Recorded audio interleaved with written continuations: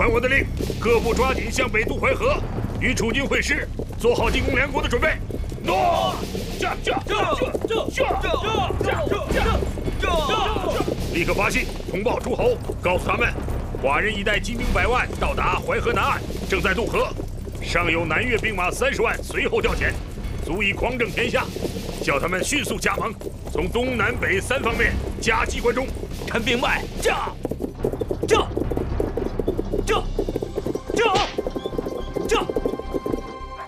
我已向皇上禀报过，看来皇上并不反对启用你，估计皇上就要召见你了。袁大人有什么话，只管向皇上说就是了。我今天还有件事想告诉你，来，你坐下。晁错说你袁盎，来，你坐下，做过吴国的丞相，而且还私受吴王的重金，并且担保刘濞不会反叛。可今日吴王却反了，于是他要拿你袁盎一律审办。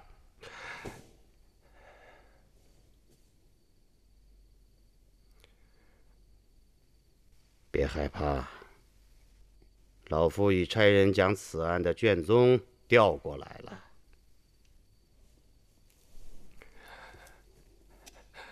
谢谢大将军。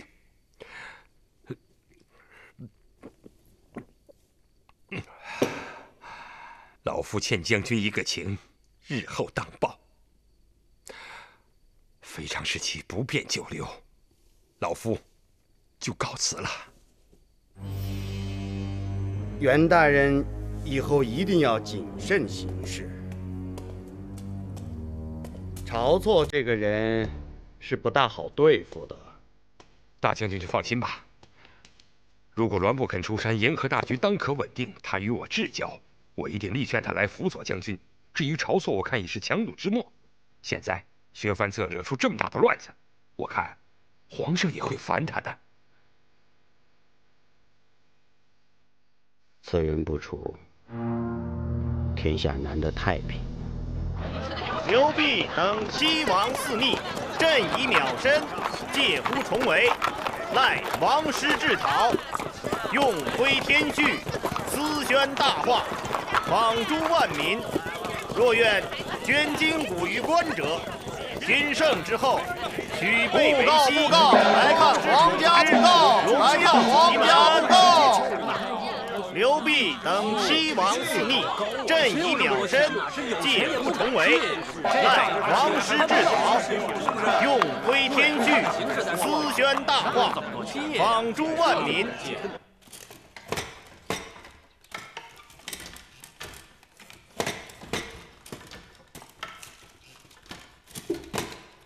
不是我说你，你一天到晚也得干点正事儿。你瞧你，串东家走西家的，像鸡啄米似的。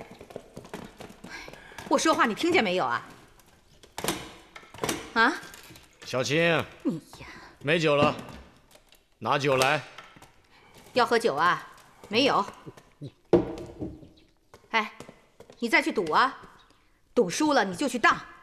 就算姐姐有金山银山，经得起你这么折腾啊！你快给我走，走走走走走！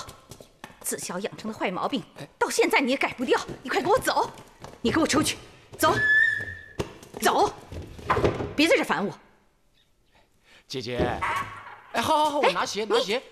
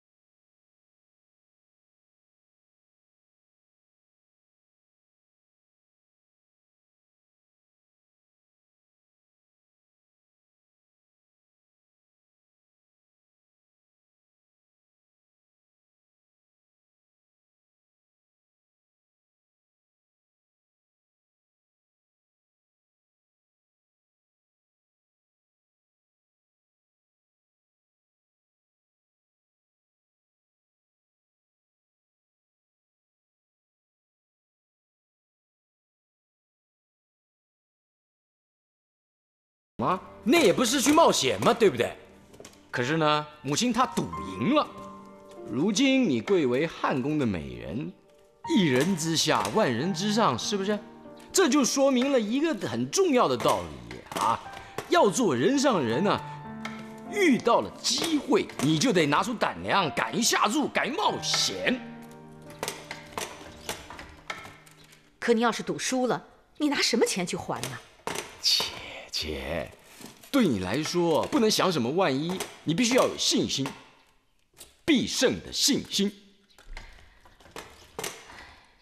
皇上这些日子天天吃不好睡不香，我看连他也没有胜算。正因如此。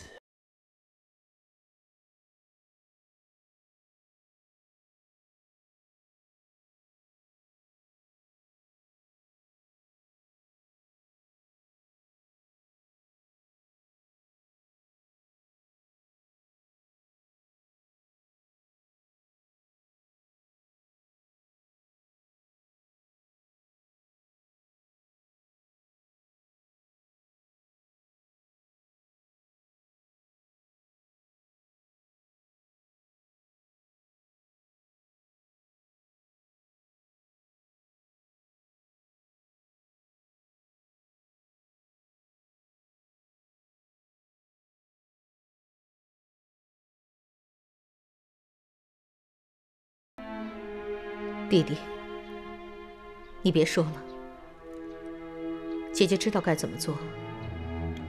驾！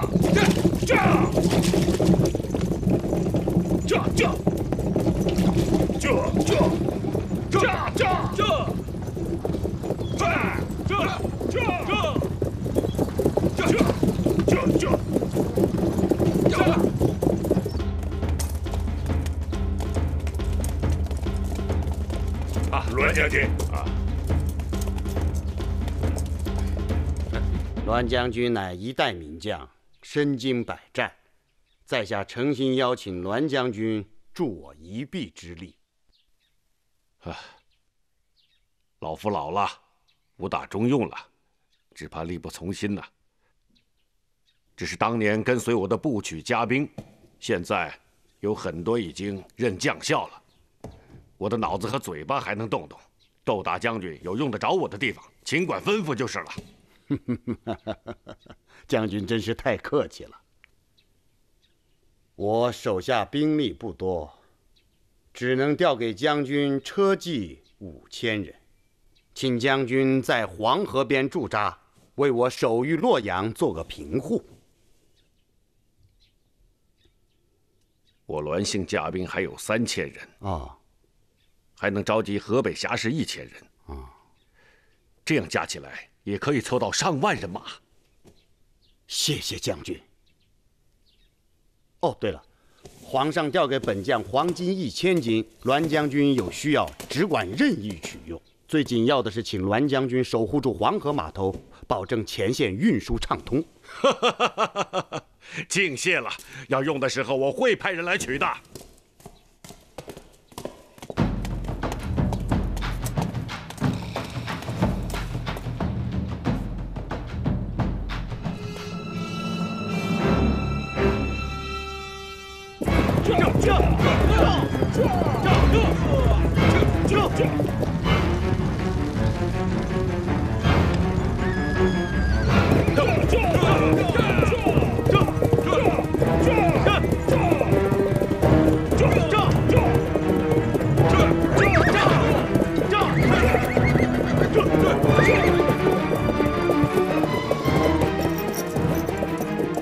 朝廷已重新启用窦婴，栾部进驻洛阳，周亚夫率大军进入胶东国。不管他，我们进攻梁都绥阳，只要打下了绥阳，扣关函谷，就可以直取长安了。罪臣袁盎叩见陛下。啊，袁盎，你就是袁盎。诺。朕听许多人说起你啊，你也是3朝元老了。罪臣现在只是一介庶民。起来吧。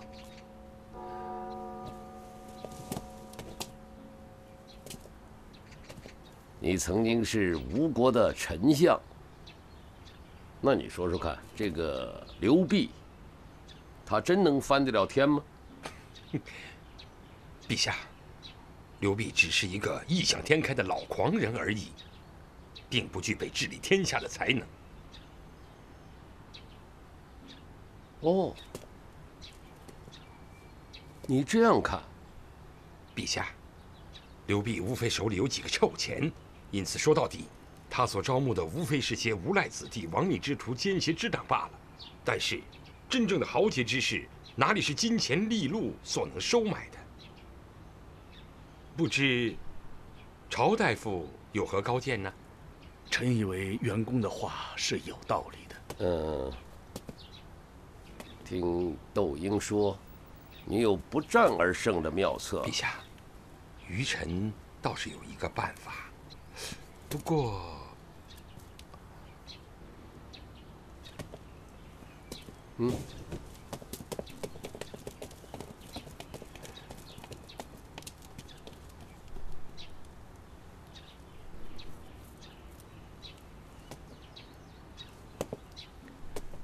曹大夫回陛下。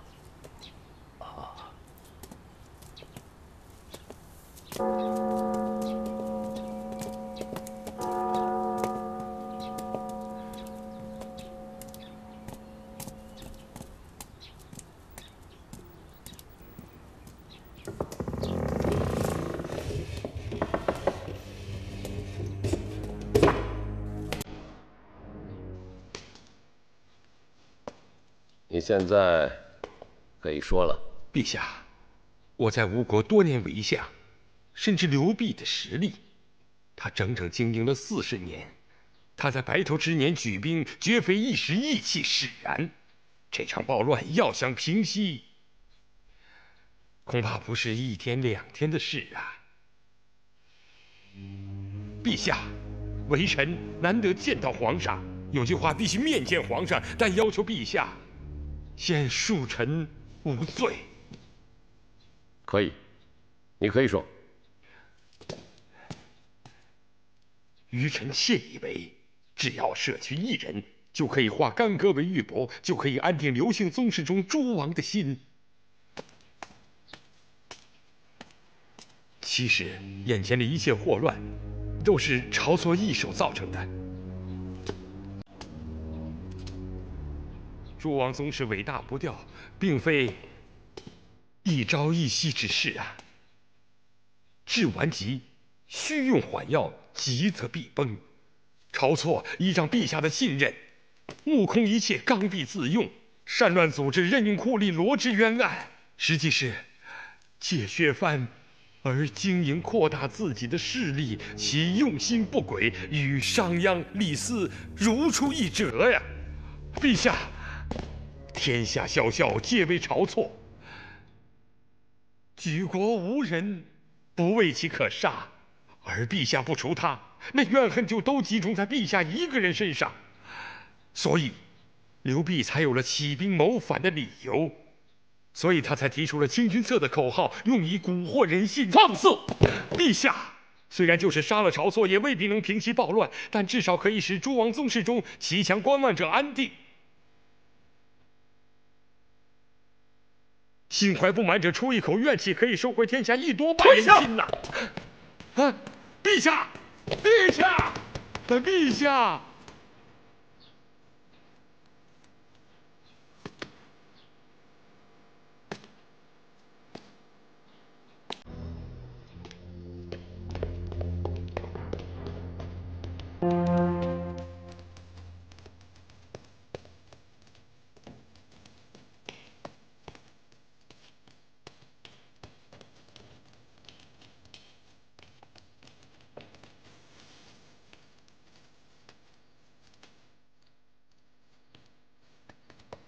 陛下，您该吃药了。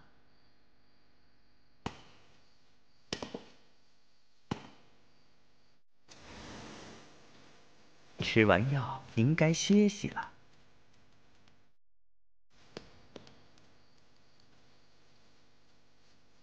申陀，你说这一仗咱们有把握吗？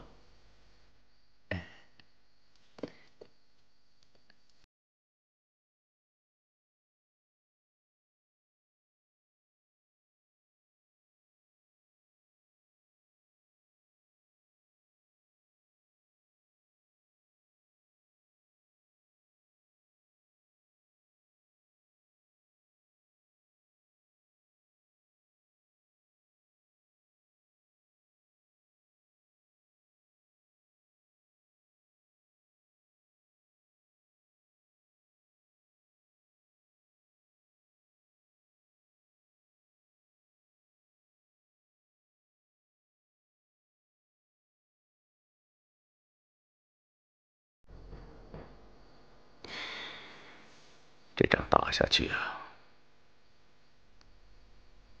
生灵涂炭。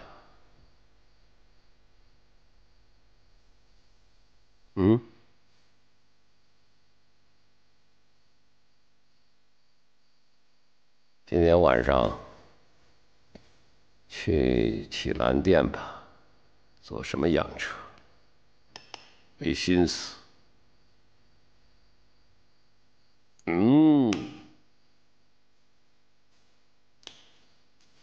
启兰殿，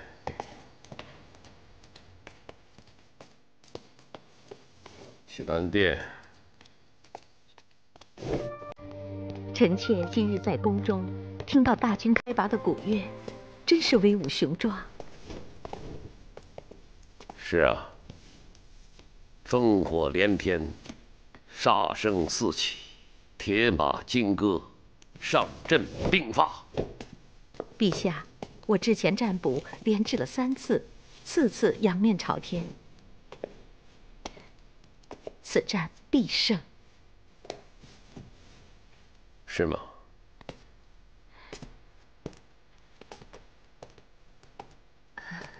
可话说回来，我也是做了母亲的人，看着那些志气委托的兵士，怎么忍心让他们流血拼杀呀？但是，不经此战，各诸侯国又怎能善罢甘休啊？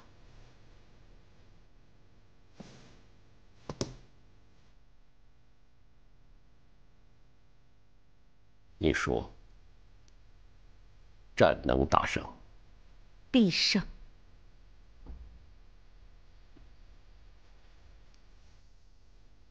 是得胜，不胜不得了。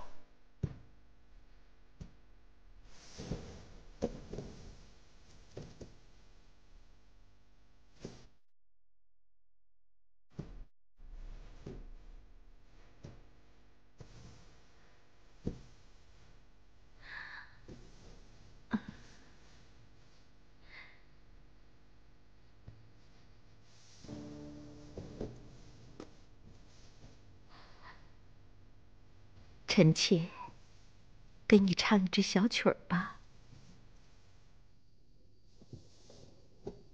玄明月，一字朝夕，促情，今夜雨东方。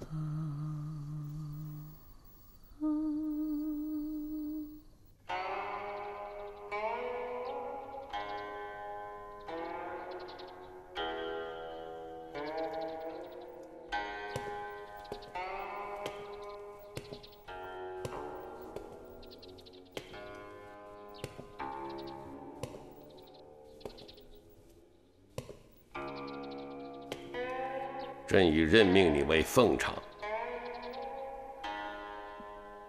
谢陛下圣恩。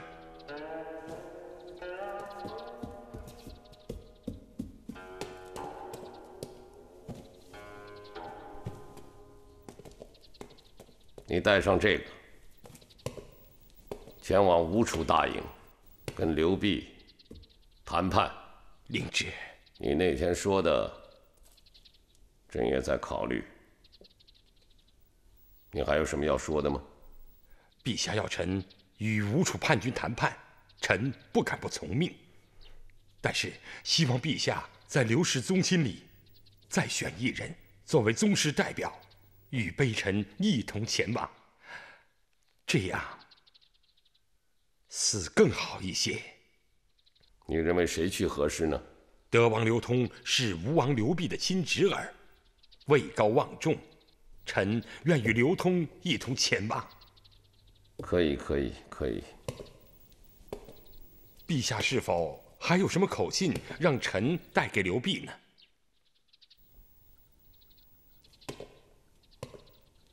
你可以跟他说，朕对年少时误杀了他的儿子，一直愧疚在心。先行退兵，什么事儿都可以商量。朕正在考虑撤销削藩策。至于还有什么事儿，会在你去的途中通知你的。去吧。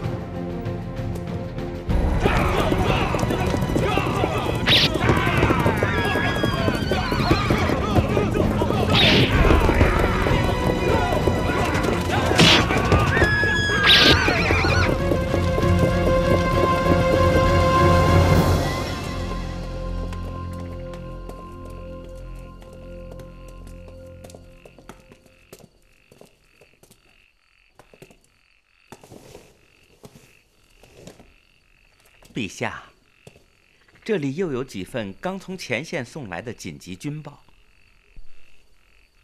说。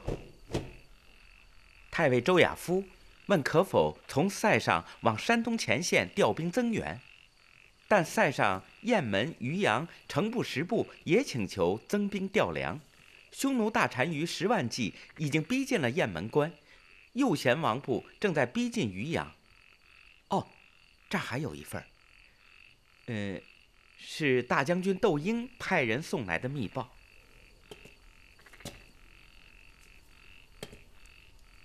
怎么说？诸侯各国的近况，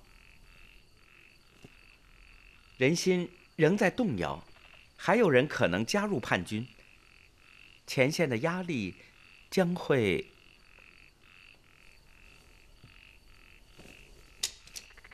下去。诺。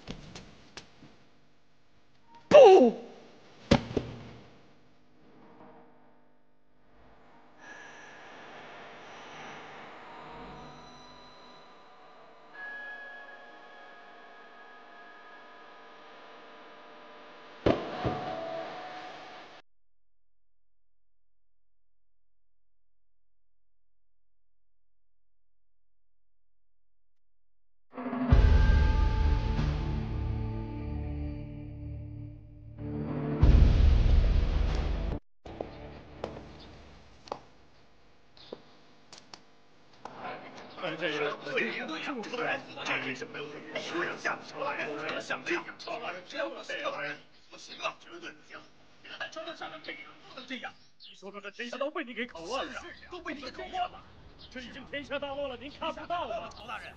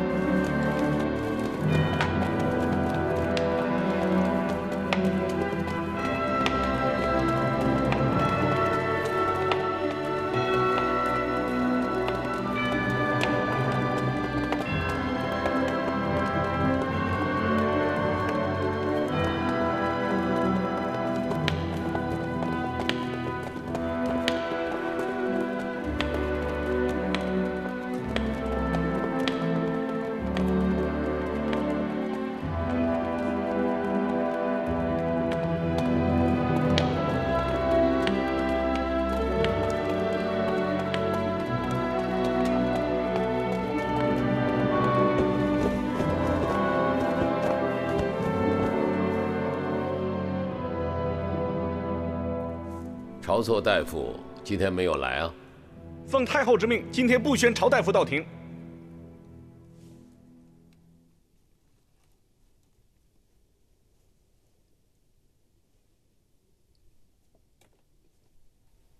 今天朝议，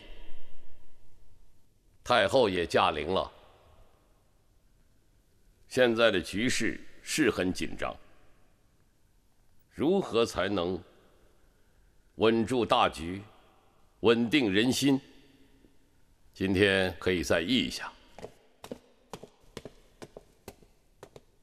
陛下，下臣与丞相陶青、中尉陈嘉拟联名参奏御史大夫晁错。怎么说呢？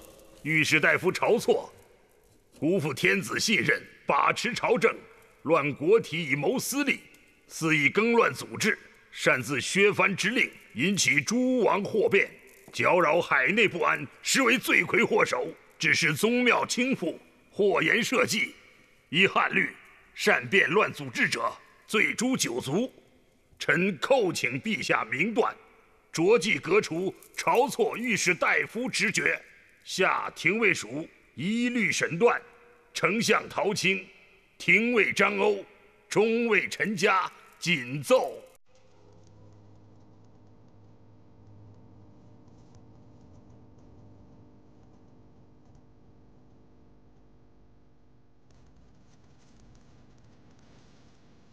呈上来。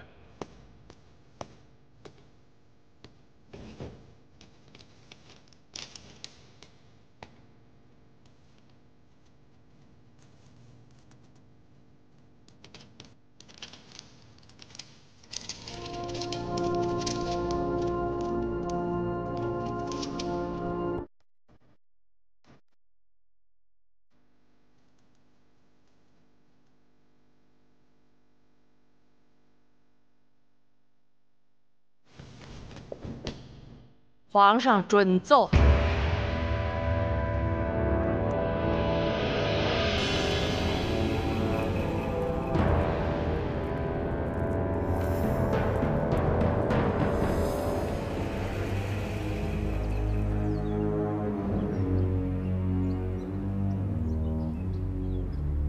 谁是祸首，就得承担这个责任。不是晁错，那就是你自己。你是要留住一个晁错呢，还是要争取满朝的文武？你是要保住一个晁错呢，还是要保住大汉的江山？你是要死守一个晁错呢，你还是要守住列祖列宗创下的基业？其实这个晁错，也许确实是个忠臣，是，但是他蠢，他犯了众怒。那个刘弼，他是天下知名的大坏蛋，可是你也不能为了一个好人，就杀光所有的坏蛋呢。你想一想，该怎么做？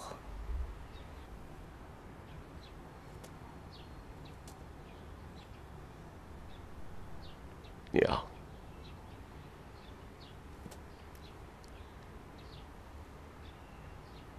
皇儿与晁。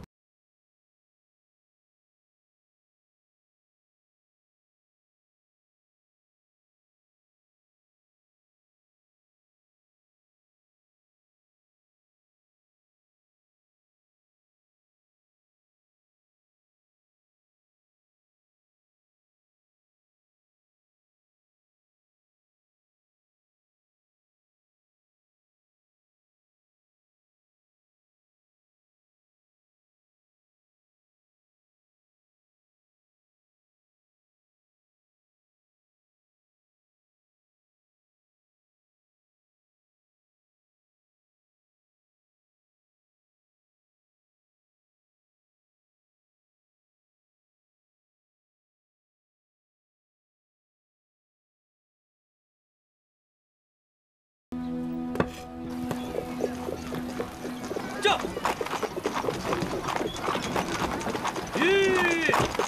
这是御史大夫晁大人的马车，谁敢阻拦？晁大人，我奉谕命查拿侵犯，这条街道已经全部戒严，请晁大人的车驾跟我来。驾！驾！驾！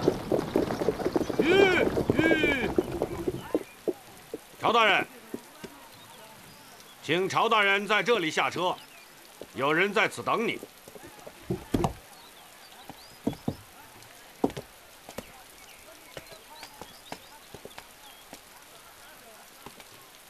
晁大人，请。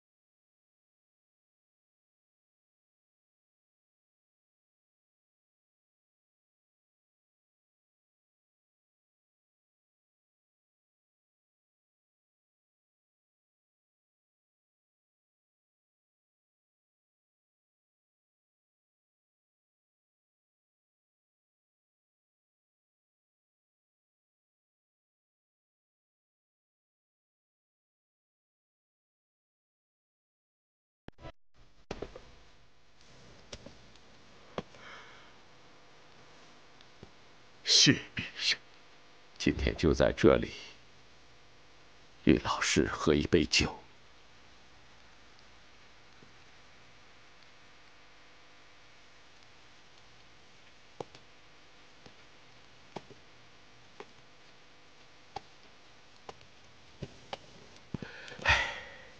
这雨下的。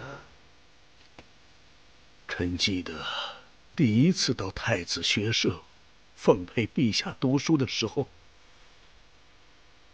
那天也是在下雨啊。是。一转眼20年过去了。下一下雨无妨啊。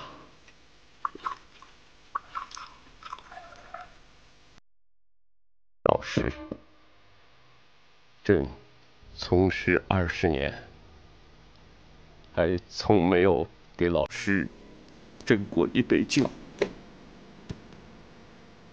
是。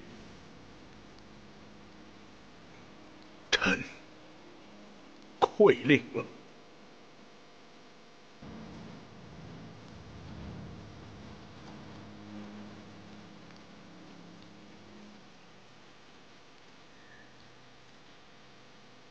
敬谢陛下。老师，您过去曾说，世上对的事情就是对的，错的事情就是错的。可朕当了皇帝，慢慢觉得这世上的事情也不完全是这样，有的时候错的也是对的，对的有时倒是错的。明明是错的，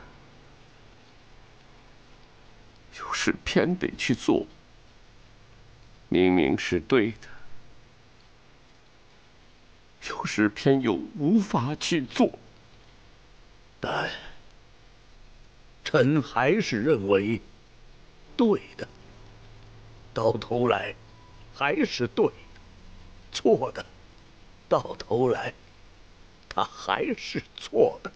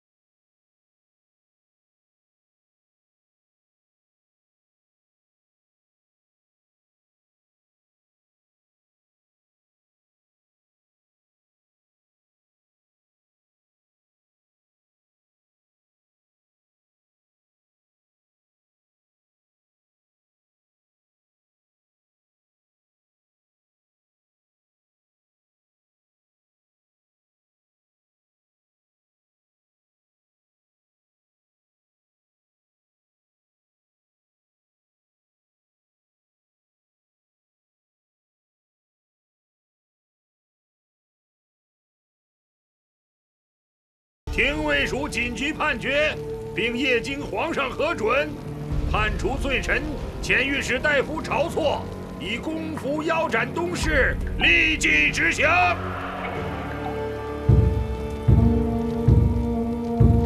皇上传旨，晁错，你就放心去吧。皇上已特旨赦免你的家人，朝廷自会善待你的家人。皇上还问，您还有什么要对皇上交代的吗？今年请求佳节，只可惜臣不能再陪皇上上骊山，听那长空鹤唳了。御史大夫晁错以朝服被腰斩于长安东市。文帝时代青年政治家贾谊的青春夭折，与景帝时代晁错这位杰出政治家的蒙冤而死，成为文景时代最著名的2大政治悲剧。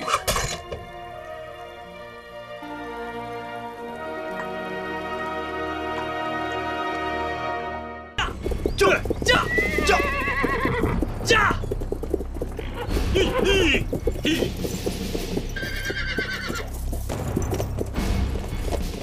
小吏恭迎七使德侯及奉常大人。起来吧，起来吧，立刻换马开饭，我们要赶路，要快，要快。诺。驾！驾！驾！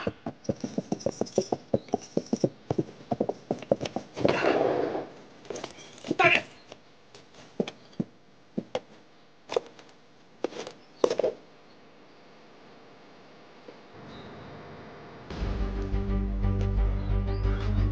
晁错已被朝服腰斩于市。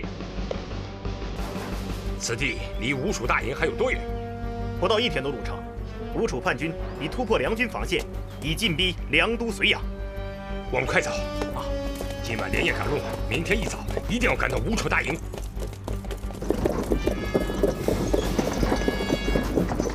看来皇上也是破釜沉舟了，杀了晁错，撤销了削藩诏令。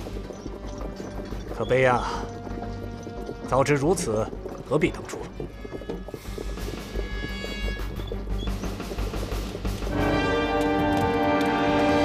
听说刘启让你当上了宗正，贵为九卿，哼，不错嘛，你出息了。请伯父理迎皇帝圣旨。侄子，你知不知道啊？寡人马上也要称帝了，那就是东帝。你说我还迎谁的旨啊？啊！伯父，皇上已杀了晁错，也废除了削藩之令，还赦免了诸王起兵之罪，也算仁至义尽了吧？大王何不见好就收？难道非要闹得不可收拾吗？你这个笨蛋！你难道真不知道吗？数十年来，还有一样东西是你伯父一直想得而没有得到的吗？什么东西？天下。寡人现在让你好生回去，回去后问问刘启老儿，这样东西他肯不肯给我？给就天下太平，不给那就只好刀兵相见了。袁公是出了名的聪明人，想当初名将周勃、丞相申叔家，都曾经在袁公的手里栽过跟头。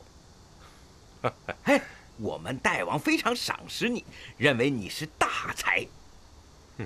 哈哈，在你面前有2条路，要么留下，大王任你为中军参军，主持军务；要么，就杀你的头，绝不让你回去。袁公要好好考虑考虑啊！啊，大王的脾气你是知道的，我应高还是劝袁公一句：良禽择木而栖呀。应先生，我们都是老朋友，我也有一句话想请你带给大王：月盈则亏，物极必反。目前吴楚军事虽然鼎盛，但老臣来时听皇上说，朝廷已经将李广、程不识的塞上军纪调往南方。一旦李成部与梁王、周亚夫、窦婴、栾部诸部会合，吴楚联军是否还有绝对的优势呢？皇上既已杀了晁错，又撤销了削藩令，大王何不给皇上一个人情？即使不做皇上，又何妨称霸东南，做个东霸呢？哎呀，这水都泼出去了，难道还能收回来吗？以我们大王的圣明，难道看不透刘启那小子？他杀晁错，把削藩令，都不过是为了争取刘姓宗王们的缓兵之计而已。一旦联军各反其国，他就可以从容运筹，各个击破。就是他手里不能解决，只要名分在他手里，下一代他也要让我们断子绝孙。是啊，虽然晋军的前景尚不能看清，但罢兵的结局都是一清二楚。你现在没必要为我们做筹划，还是先考虑阁下自身何去何从吧。刘通在哪儿？代王已经像赶狗一样把他赶回长安去传话了。代王让他告诉刘启，袁公已降吴了。好了好了，你再考虑考虑吧。我们都是老朋友，我已吩咐下面，不拿你当俘虏看待，只当客人。我一家老小都在长安呐，我的后路都被你们断了。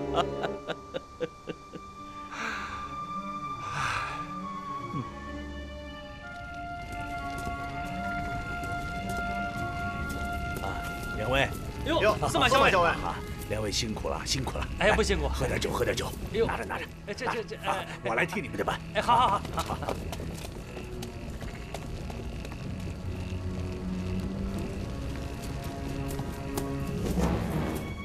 袁大人，你还认得我吗？我谁都不认识。袁大人，贵人多忘事啊。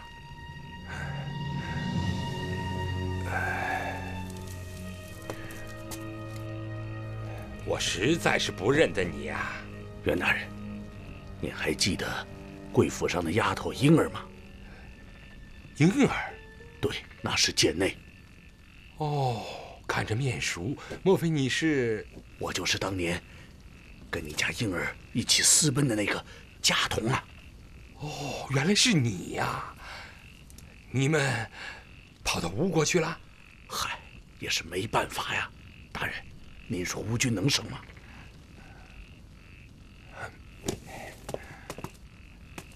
胜不了。皇上已调塞上汉军南下，现在啊，皇上杀了晁错，一些亲王也会罢兵退出反叛联盟。再打下去，胜利一定会属于朝廷的。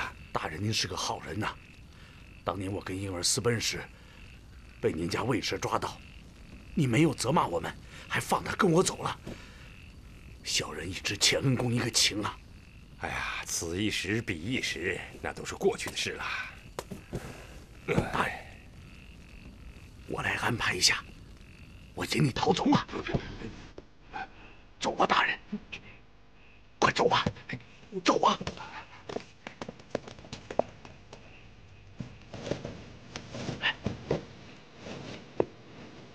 快走！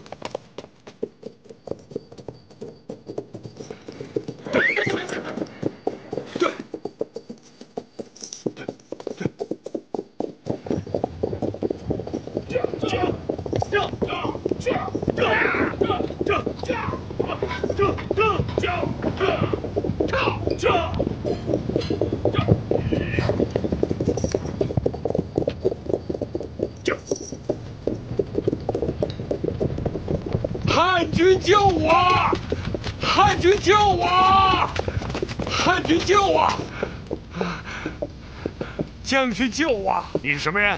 我是朝廷奉常员啊！快带我去见你们的头领！把他绑起来！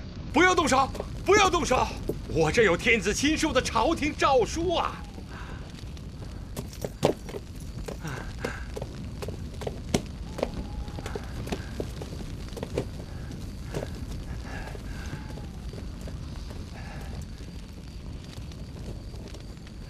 那，你跟我走吧。这，将军是哪部分的？我是李广。哦，失敬，原来你就是大名鼎鼎的飞将军。幸会，幸会。将军不是屯驻在雁门吗？我昨日还在借将军的虎威吓唬吴王呢。难道你的部队真的都来了吗？哪里有兵啊？朝廷只不过把我调过来。雁门那边现在也吃紧。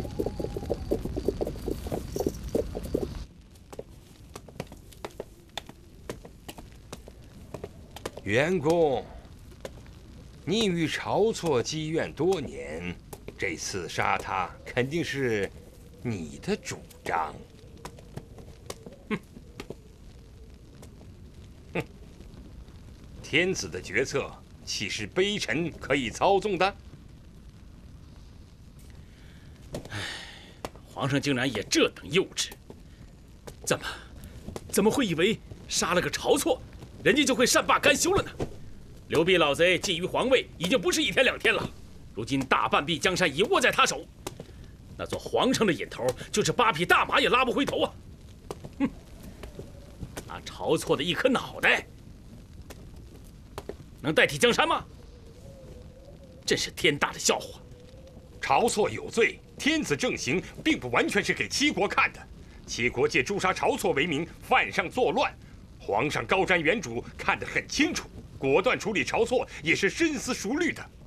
现在，七国已经揭去了伪装，天下看得清清楚楚，正义在朝廷一边，从此朝廷将以义击报，岂有不胜之理？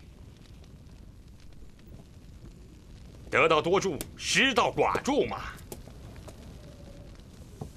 大王，我还有重要军情要向皇上禀报，能不能立刻送我回朝面见皇上？我自己人都不够，哪有人送你啊？你就问问这位飞将军是否愿意帮你的忙吧。嘿，李将军，起来起来，有重要军情，马上出发。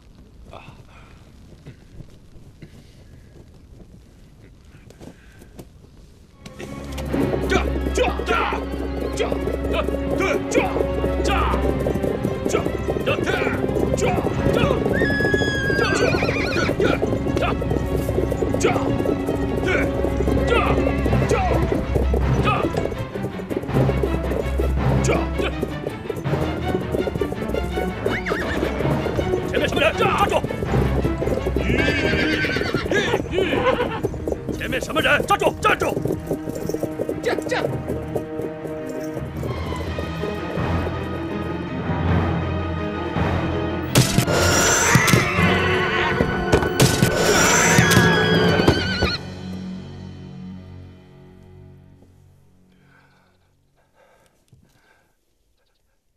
陛下，虽然吴王不肯罢兵，但是臣以为滚吧！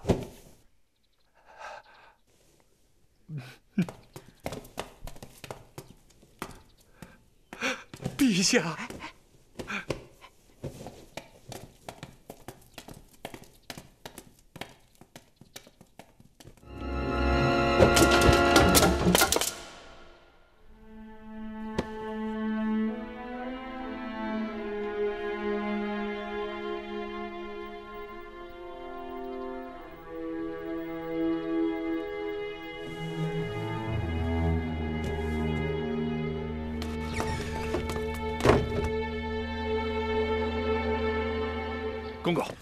公公，快去禀报皇上！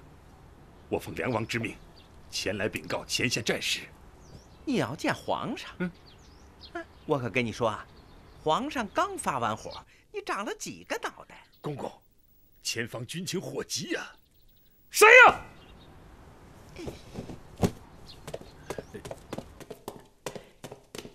启禀陛下，卫尉李广求见。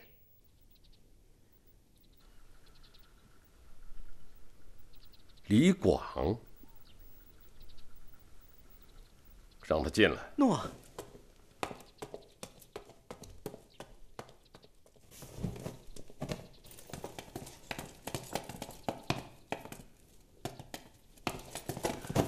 末将李广奉梁王之命，杀出一条血路，叩见陛下。睢阳城危在旦夕，睢阳若破，叛军就可直扣函谷关，唇亡齿寒，长安就危险了。梁王请求陛下火速调派援军。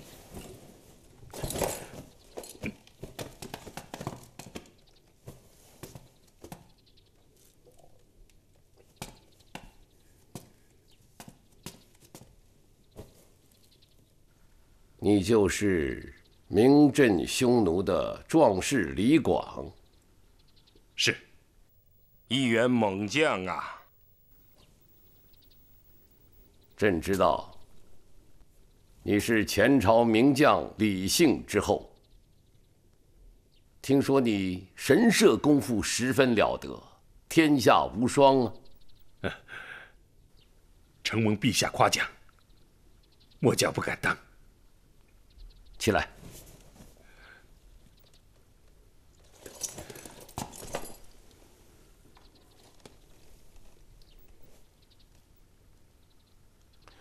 现在正是用得上你本事的时候啊！你好好干吧。诺。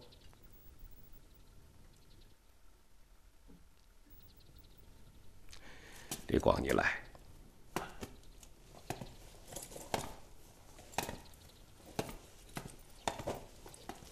李广，正问你，睢阳那边对朕杀了晁错，有些什么说法？末将只是一介武夫，对政治上的事一窍不通。当前吴楚两军攻势凶猛，臣在睢阳参战时，见梁王带着梁军在城外击毙，与之会战，连杀了7天7夜。陛下拨给梁王的骑兵也伤亡惨重，致使梁军不得已退进城中，借助高墙深垒与之相持。而吴楚叛军人数众多，日日夜夜轮番攻城，梁城中的守军死伤殆尽。现在，就连梁王宫中的妇女和宦官，都已被韩安国编入了守城的队列，与吴楚叛军决战。到了这个地步，那城里吃的、喝的都还有吗？粮食和水储备还够，只是将士们的箭卒消耗的太多了。韩国让人们用棉被和战袍挂在城垛上，用于吸附敌军的箭头，可是数量十分有限。那还能坚持多久？半个月？陛下，恐怕连10天都难。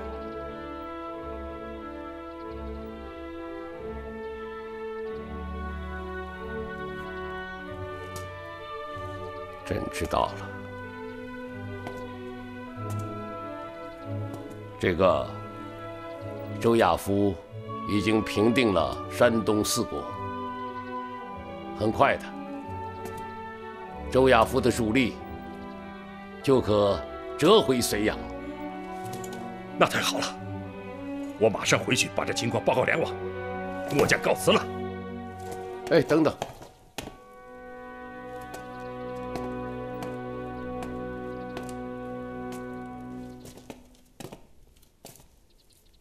李广啊，刚才正问你杀晁错的事，你为什么要回避朕呢？啊？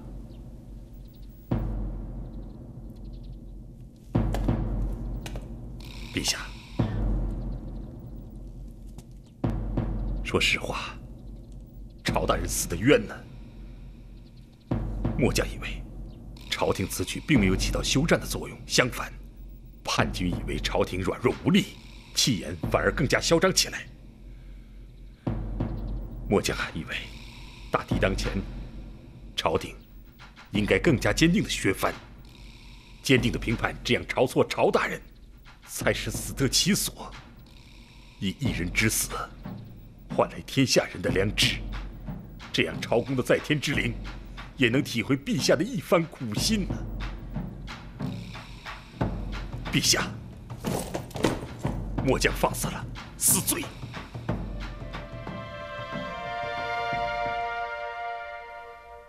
你的一席话，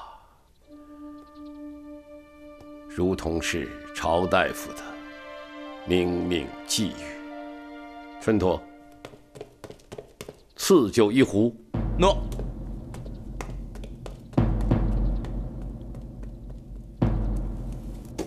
真是虎门无犬子。朕晋升你为骁骑都尉，归周亚夫部署。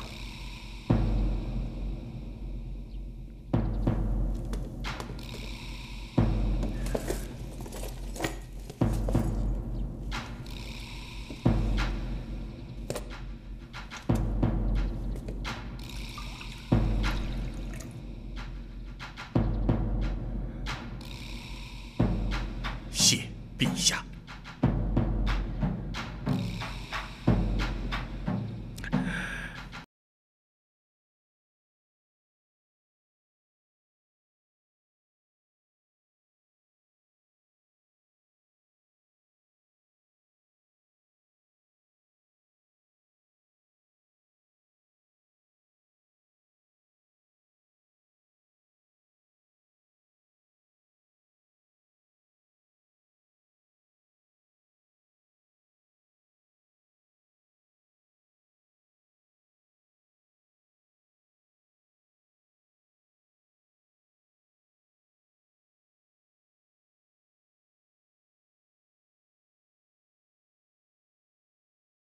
造一座亭子，名字就叫望鹤亭。吴楚联军攻破了梁军的防线后，对睢阳攻势十分锋猛。万一睢阳失守，洛阳方向也将陷入极大的危险中。那补给线就危险了。末将与叛军厮杀后赶到，吴楚联军现在战力非常的彪悍，形势对我军十分不利啊。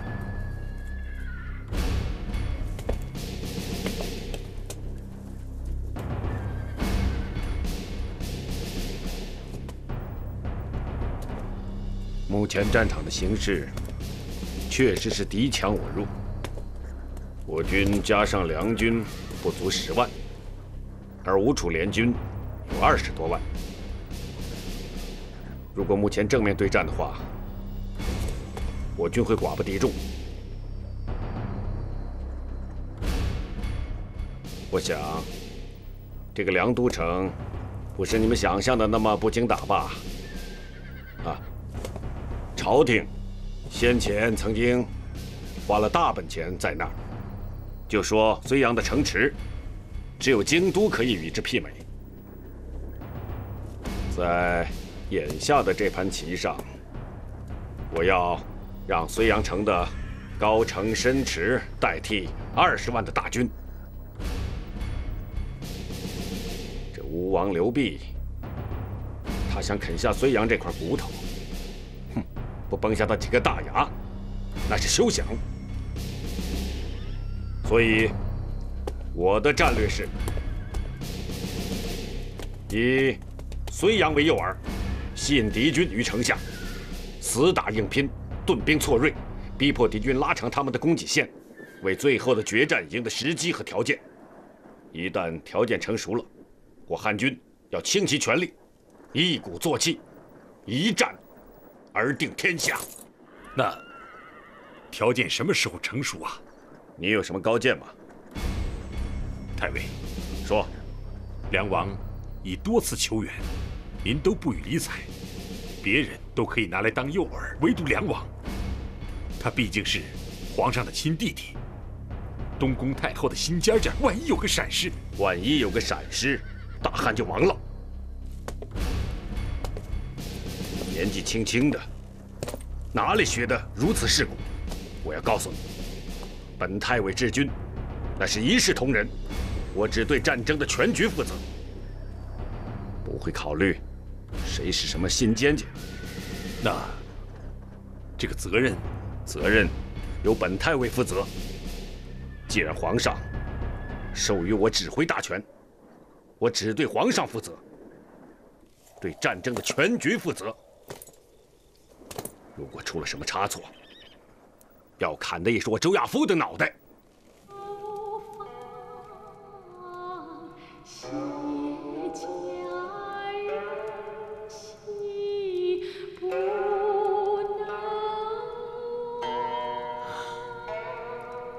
你又想家了？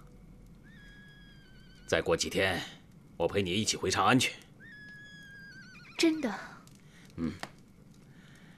我的铁骑10万，不日就要南下，直取长城。到时候，我带你一起回去。咱们也到未央宫去住一住。大单于，奴才有急事禀报。什么事啊？汉朝国内局势已突变。啊？周亚夫已平定山东。单于，你看，你看。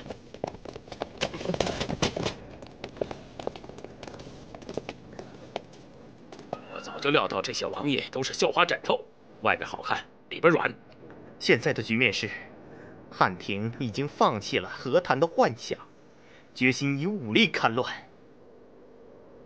大皇帝已经连续颁发了几道诏书，周亚夫部已平定了山东，回师河南。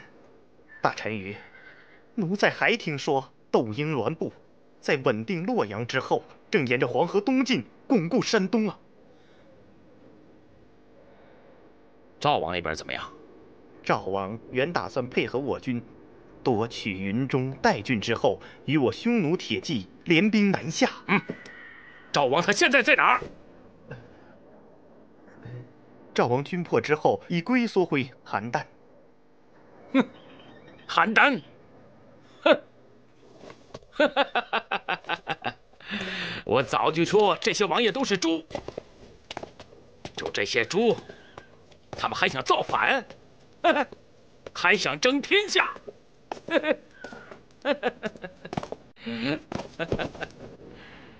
真没想到，诸王相约各不同心。齐王、淮南王临阵背约，胶西王见周亚夫大军一到，不战而降。现在只剩下吴楚一路孤军被困睢阳。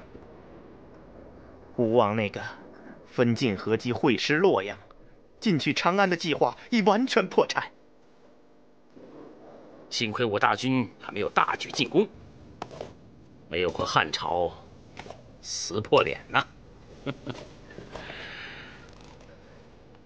大单于，我们现在完全可以进退自如，进可以夺大汉的江山，退可以做大汉的亲家。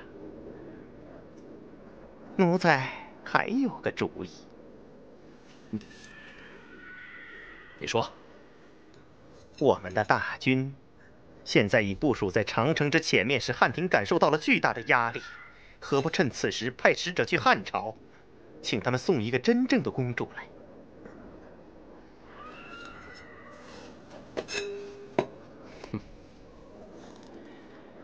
这是个好主意。周亚夫那边有新的军报吗？还是那份，陛下已经看过好几遍了。打仗正是外行，可做看客，朕还是看得明白的。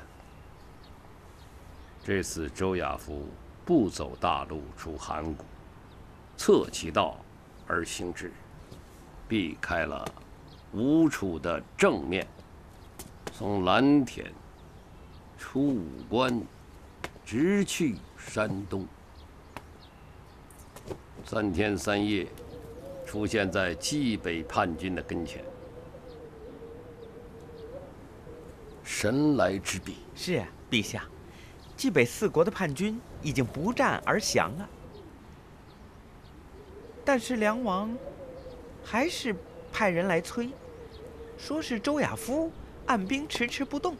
梁王说他那里要顶不住了。他顶得住，别理他。这些奏报要保密，免得搅得人心惶惶的，特别是太后那边，绝对不能知道。奴才明白。您放心。华人派去求援的李广回来了没有？大王还没有消息。难道他被周亚夫给扣下了？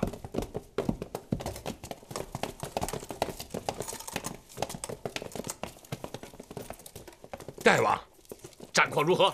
突入东关的叛军已被击溃，臣已部署将士们修补城垛，准备再战。好，好啊！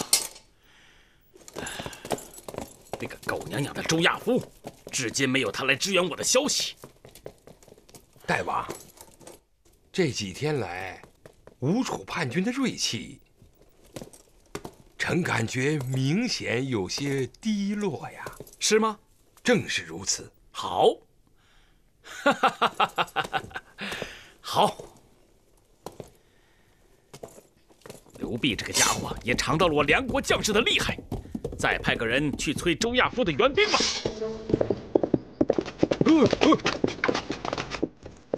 梁王派下官再次持报太尉，吴楚叛军已多次突破睢阳城围，现在不断以重兵架云梯攻城，城中箭士不足，士卒劳顿，睢阳危在旦夕。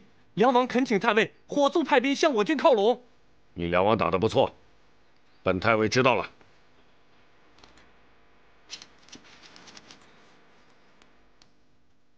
你还有要说的吗？梁王问大军何时可到睢阳？梁王派下官来此的同时，已向皇上和太后派出了红领吉使，所以还请太尉三思。你这是什么意思？梁王要本官转告太尉，如果太尉拥兵擅权，导致梁都城陷落，那后果……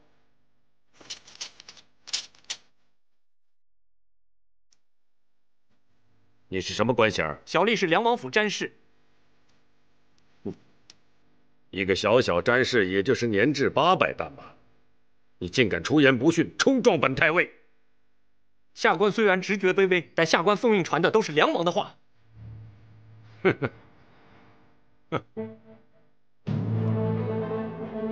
好，我周亚夫受大皇帝命统帅全部汉军，而你呢，一个区区800担的梁国詹事，竟敢在我这里干预军机！来呀！太尉，拖出去，打15军棍，以明军纪。诺。太尉，太尉，你的打的不是下官，是梁王，你打狗也得看看主人。再有不听我的指挥，擅议军机者，本太尉格杀勿论。你们去吧。诺。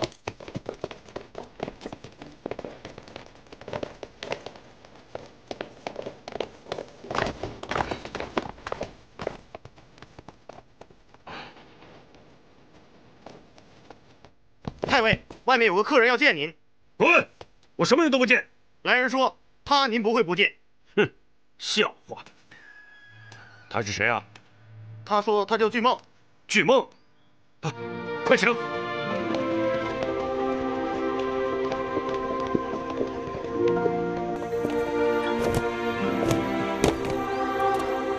太尉，还认识小人吗？江湖上谁不认识你大侠巨梦啊？你来得好。吴王起兵东南，竟不用你大侠巨梦，没出手他已经输一半了。你何故来此啊？是栾部将军叫我来此觐见大将军的。巨梦愿召唤吴越游侠归巡朝廷，以助大将军平叛。真是太好了，亚夫得你巨梦一人，又等于增加了10万精兵啊！大将军谬讲了。不过这次巨梦还为大将军带来了一位不速之客。谁啊？太尉请看。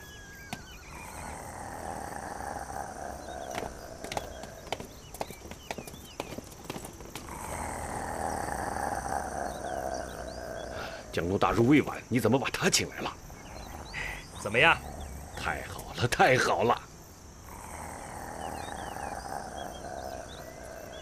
来啊！把这个车棚给我掀了！还愣着干什么？掀了！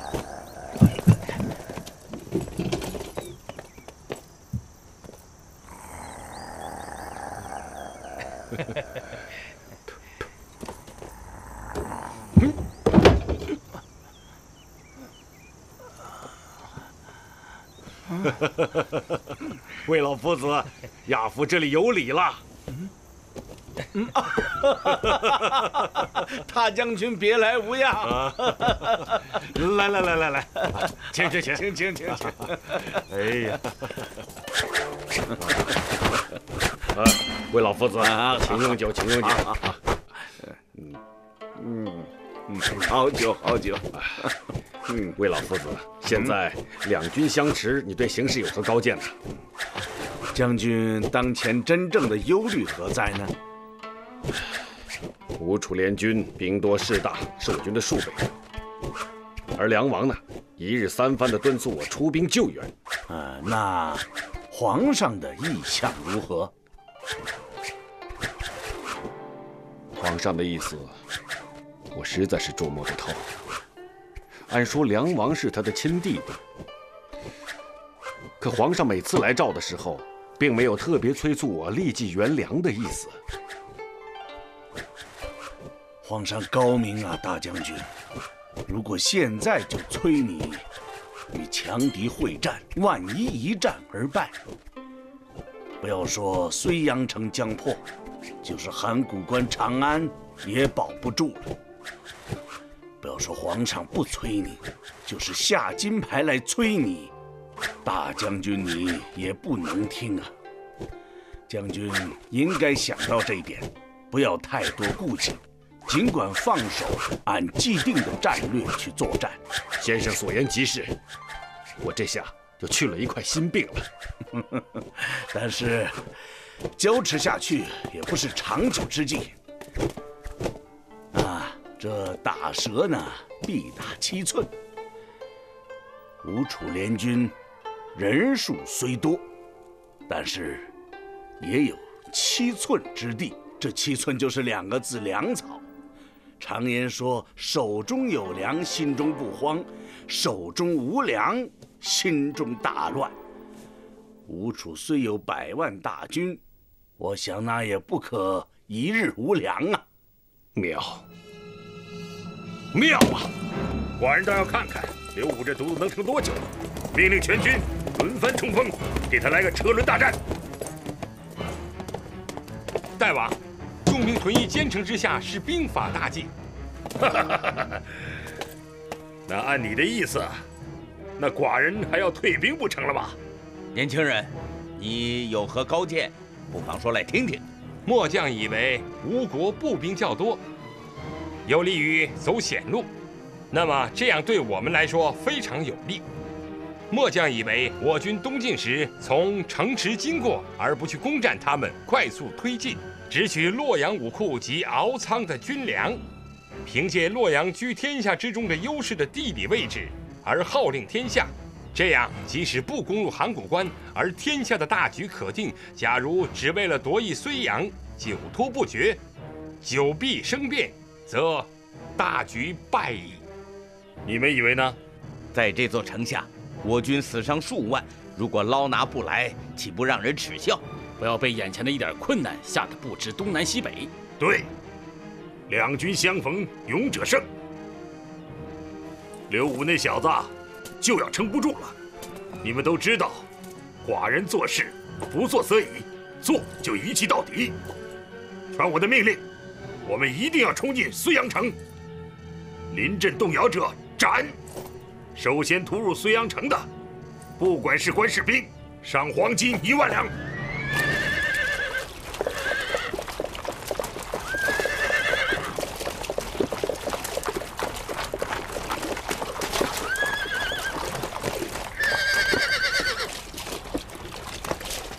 属下参见将军。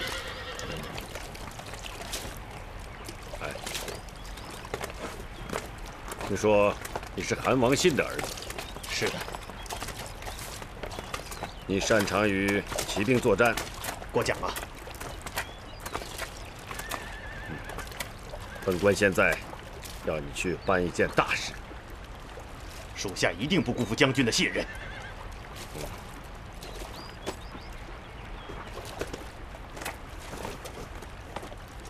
你看，怀泗口是吴楚叛军屯军粮之地。你现在立刻带3万精锐骑兵部队奔袭怀泗口，消灭叛军运粮队，然后烧掉叛军粮仓，一定要把叛军粮道给我截断。属下遵命。李广，你还是杀回睢阳，给梁王送封信。你放心，今天晚上我连夜杀进城去。你把皇上的一道口谕传给他，出发吧。诺。末将李广求援归来，叩见梁王。李将军，皇上有何旨意？皇上传旨，嘉奖我全体守城将士。皇上没有提到派兵援助的事儿。据臣所知，皇上手下没什么兵力了，连身边的警卫军都派给了周亚夫。啊！可是这混账周亚夫为何按兵不动？这皇上就没问一问吗？皇上有一道口谕。什么口谕？将在外，军令有所不受。哎，这是什么意思啊？皇上的意思就是他把战争的决策权都交给了周亚夫。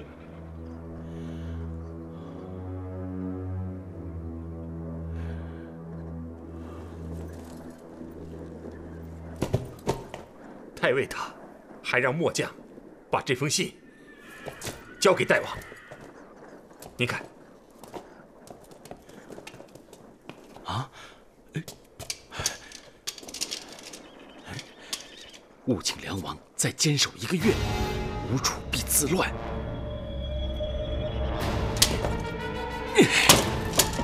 混账周亚夫，他这是站着说话不腰疼，见死不救吧！哼，总有一天，我非灭他9族不可。